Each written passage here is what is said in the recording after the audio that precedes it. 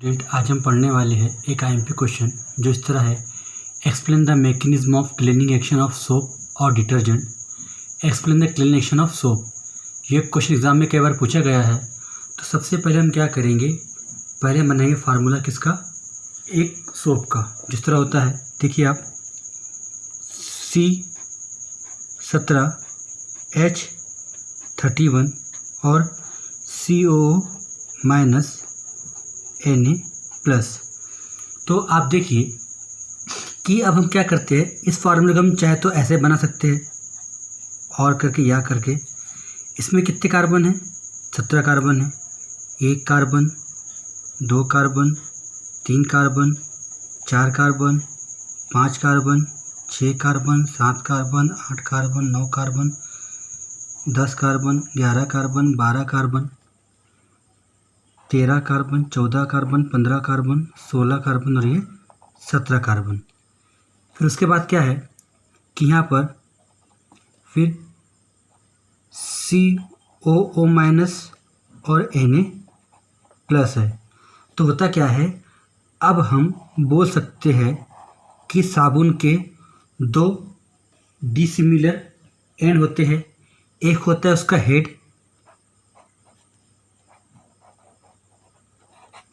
एक होता है हेड और एक क्या होता है, टेल।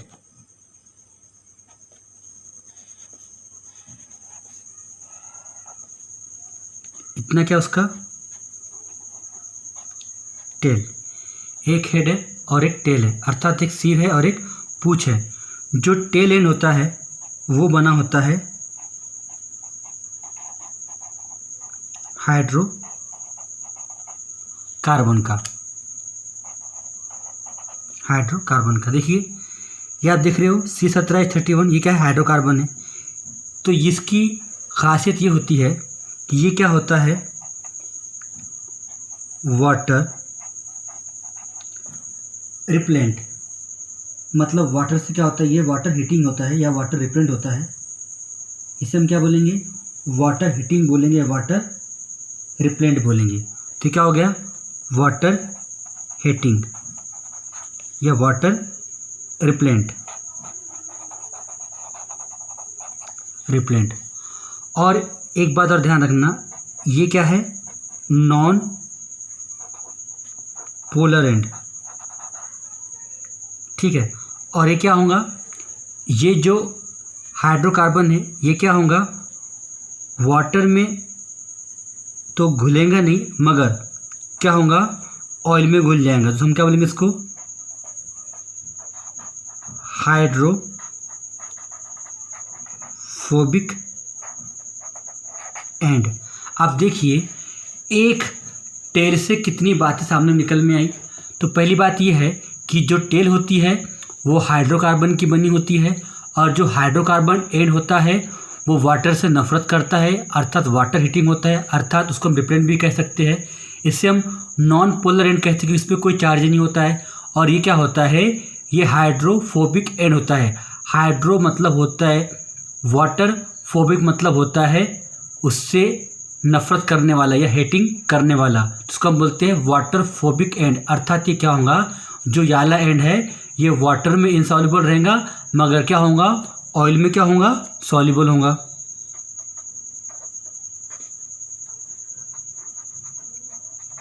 क्या होगा, सॉल्युबल होगा। अब जो अपना हेड एंड है इसमें क्या होगा, इसमें जो कार्बोक्सिलिक आयन है CO-, इसी कारण क्या होगा, ये वाटर में क्या होगा, सॉल्युबल। वाटर में क्या होगा, ये सॉल्युबल होगा। वाटर में सॉल्युबल होने के साथ इसे हम बोलेंगे हाइड्रोफिलिक एंड। Hydrophilic and.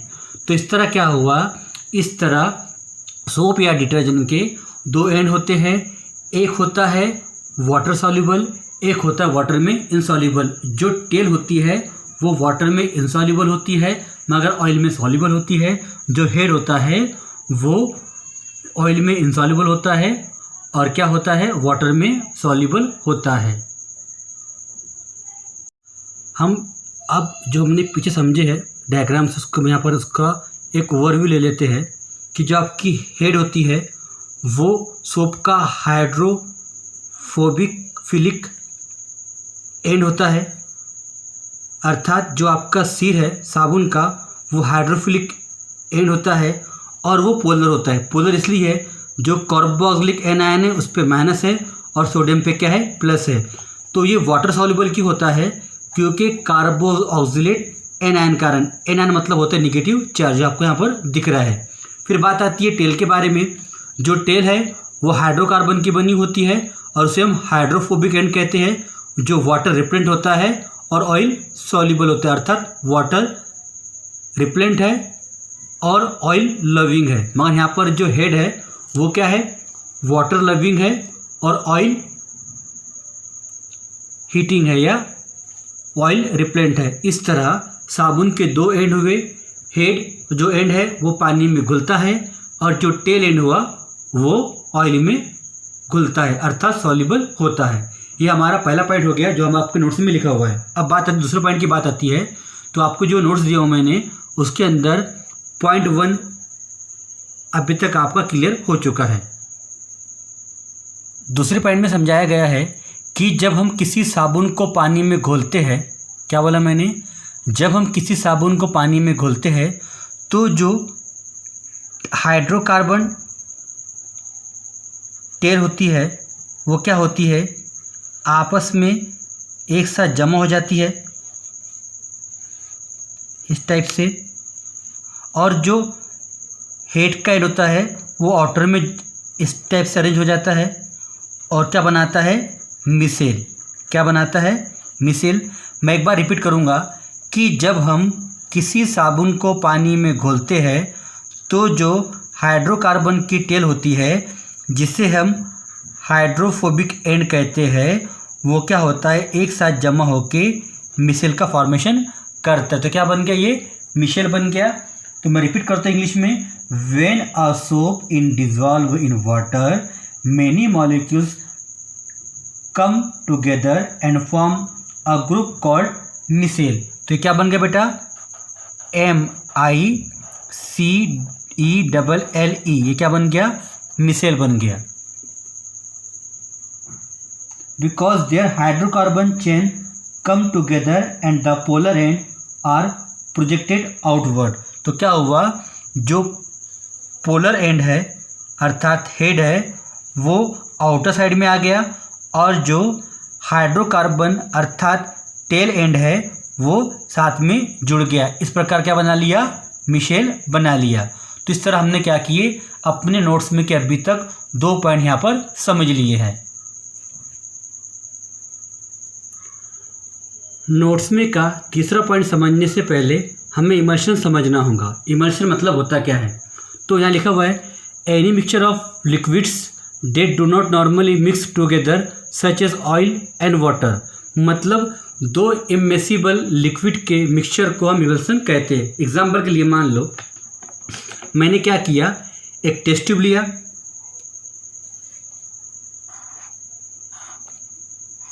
क्या लिया, टेस्ट ट्यूब लिया, इसमें मैंने नीचे क्या ले लिया, वाटर ले लिया,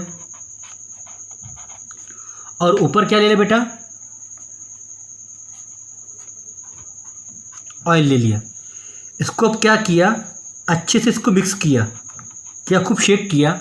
बाद में मैंने देखा कि हुआ क्या, आप देखोगे कि होगा क्या इसके बाद ऐसा करने पर, कि जो अपना वाटर है,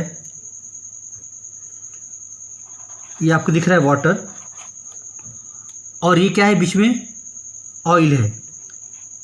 ये क्या बीच में, ऑयल है, जो आपका लग रहा है यहाँ पर ऑयल इसमें मिल गया। मगर आप कुछ देर बाद ये देखोगे कि ये जो अपना ऑयल और वाटर था वो फिर से क्या हो जाता है, अलग हो जाता है, और ऑयल हल्का होता है इसलिए ऑयल ऊपर आ जाता है और वाटर नीचे आ जाता है। अर्थात क्या हुआ, ऑयल और वाटर कैसा हुआ, नॉर्मली मिक्स नहीं हुआ। मतलब इसको हम क्या बोल सकते हैं, इमिसिबल लिक्विड को जब आपस में मिलाते इसको हम इमर्शन कहते हैं। बात ये आ रही है कि अब हम क्या करेंगे इस ऑयल और वाटर में एक तीसरा पदार्थ डालेंगे, सोप या डिटर्जेंट। मैं आपको दिख नहीं रहा हूँ, येलो पेन से मैं लिखता हूँ सोप, SOAPS। हमने क्या करे, इन ऑयल और वाटर में एक तीसरा पदार्थ डाले जिसका नाम हमने क्या दिए, सोप दिए। ये सोप क्या करता है, इन दोनों को प्रॉपर मिक्स कर देता है और बाद में क्या होता है, कुछ देर बाद रखने के बाद भी इस तरह से ये अलग अलग नहीं होते। तो जो तीसरा पदार्थ को हम बोलेंगे इमल्सिफायर, इमल्सिफायर बोलेंगे, और इस प्रोसेस को बोलेंगे इमल्सिफिकेशन। तो अब बात समझ में आ गई होंगी आपको कि जब हम किसी ऑयल और वाटर को आपस में मिलाते हैं और उसे अच्छे से शेक करते हैं, मिक्स करते हैं, तो हम कुछ देर बाद देखते हैं कि वो जैसा का वैसा हो जाता है, अर्थात ऑयल और वाटर का मिक्सचर अलग अलग हो जाता है और यह मिक्सचर अनस्टेबल होता है। जब हम इसमें तीसरा पदार्थ अर्थात सोप या डिटर्जेंट मिलाते हैं तो क्या करता है, ये उसे अच्छी तरह से मिक्स कर देता है और स्टेबल कर देता है। इस प्रकार के केमिकल को इमल्सिफायर कहते हैं और इस प्रकार की प्रोसेस को इमल्सिफिकेशन कहते हैं। तो जो सोप की क्लीनिंग एक्शन है वो भी इमल्सिफिकेशन फिनोमिना पे काम करती है। अब देखिए काम कैसी करती है। मान लो मेरे शर्ट पर या आपके शर्ट पर इस तरह से एक ऑयल की बूंद गिर गई। क्या गिर गई, ऑयल की बूंद गिर गई। इस बूंद में क्या है, मिट्टी है और बहुत सारे गंदगी है। अब होगा क्या, ये जो ऑयल है ये क्या है, ऑयल। ये किसकी बूंद है, ऑयल की बूंद। ये किसकी बूंद है, ऑयल की बूंद। ये भी किसकी बूंद है, ऑयल की बूंद। ये जो ऑयल की बूंद होती है, अब क्या होता है, जो हमारा साबुन का तेल वाला पार्ट होता है इस तरह से, वो क्या करेगा, इस ऑयल की बूंद पे अटैक करेगा। दिख रहा है आपको, ये कौन सा पार्ट है, तेल वाला पार्ट। वो कहाँ जुड़ रहा है, उस ऑयल की ड्रॉपलेट पे अटैक कर रहा है। तो क्या होगा, ये हाइड्रोकार्बन टेल एंड है और ये कौन सा एंड है, हेड एंड। किसका, सोप का। तो इससे पहले आपको मैंने पढ़वाया था कि हेड वाटर लविंग होता है और टेल ऑयल लविंग होता है। तो जैसे ही वो अपना टेल एंड उस ऑयल ड्रॉपलेट पे जाके अटैक करता है तो यहाँ क्या बनता है, ऑयल और वाटर क्या बना लेगा, इमल्शन।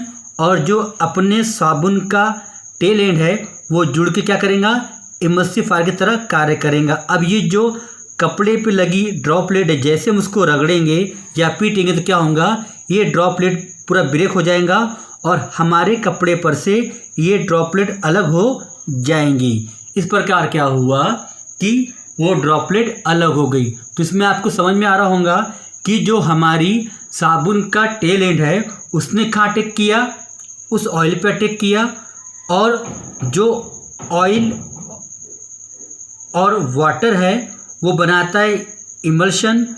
मगर जो हमारा तीसरा पदार्थ होता है अर्थात सोप होती है, वो ऑयल और वाटर में जाके उन दोनों को रिएक्शन करती है और उस ऑयल को ब्रेक कर देती है, जिससे वो कपड़ों से अलग हो जाता है। तो इस प्रकार क्या होगा कि जो अपनी ऑयल ड्रॉपलेट है उस पर कुल अटैक करेगा, टेल पार्ट अटैक करता है, जिससे ये ऑयल ड्रॉपलेट उस कपड़े पर से अलग हो जाती है। जैसे ही आप तीसरा पॉइंट पढ़ोगे तो आपको अच्छे समझ में आ जाएगा। इस प्रकार क्या हुआ, हमारा कपड़ा कैसा हो गया, एकदम साफ हो गया है। तो जो अपना टेल एंड है आपको पता है वो हाइड्रोफोबिक एंड होता है, जो हेड एंड है वो हाइड्रोफिलिक एंड होता है, जो टेल एंड है वो किससे लव करता है, ऑयल ड्रॉपलेट से लव करता है, और जो हेड एंड होता है वो वाटर से लविंग होता है। इस प्रकार यहाँ पर हम लोगों ने आज अच्छी तरह से और इत्मीनान से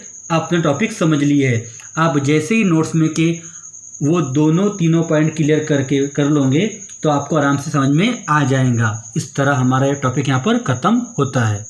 तब क्या बन गया, ये मिसेल बन गया। क्या बन गया, ये मिसेल। हुआ क्या कि जो हाइड्रोकार्बन एंड थी अर्थात टेल एंड थी वो आपस में जमा होके ऑयल पे अटैक कर लिए और जो हेड एंड था वाटर साइड में आके अरेंज हो गया, जो वाटर में सॉल्युबल है। इस प्रकार हमने ये क्वेश्चन यहाँ पर आराम से ख़त्म कर लिए है।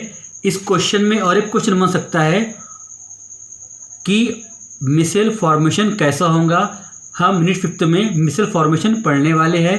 मिसेल भी एक कोलाइडल सॉल्यूशन का टाइप होता है। ये एनसीईआरटी क्वेश्चन है, एग्ज़ाम में कई बार पूछा जा चुका है, तो आप लोग इस क्वेश्चन को पढ़ना बिल्कुल भी ना भूलना। बहुत बहुत धन्यवाद, थैंक यू।